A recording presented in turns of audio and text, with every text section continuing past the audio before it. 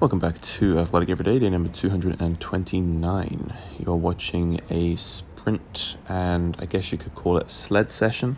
This is probably the heaviest I've ever done on sled pushes. And the reason I wanted to go heavier on sled pushes is because my knees just weren't feeling up to doing full range of motion squats. Maybe it's just because that's how I felt today. My knee wasn't feeling particularly good today.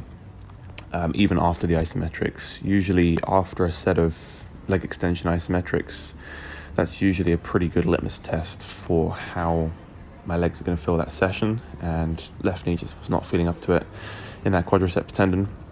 So did my warm-ups for the sprints.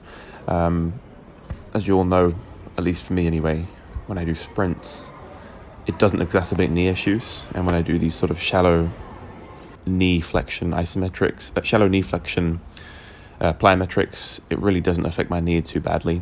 So at least I've got that, and I'm very grateful for the fact that I'm still able to sprint and get a high intensity stimulus into my training without exacerbating the knee issue. And I'm very grateful for that, because without these sprints, I feel like my athleticism would be dropping off because of the fact that my knee issues haven't really been improving, or they've been sort of stagnating.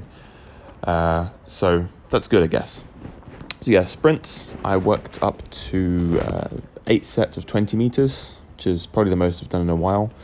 I did 4 3-point starts, 2 2-point starts, and then 2, I guess you could say, build-up sprints, where I just sprint the full 20 meters, but do a slight build-up before. Not quite a flying sprint, but that was that. So you just watched me do ultra-fast, 10 times speed, very heavy sled pushes, or heavy for me at least, 100 kilos on the sled.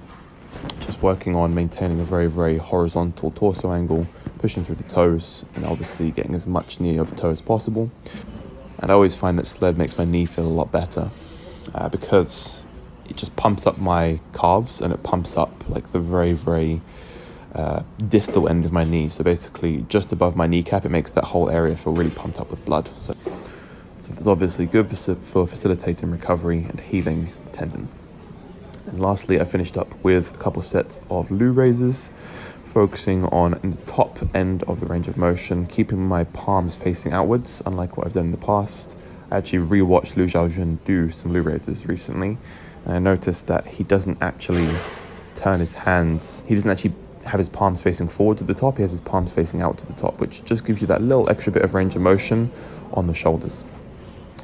Alright, that is pretty much it for me today though, guys. A little bit of a mixeroo session, but these are always fun. Thanks very much for watching, and I'll catch you in the next video.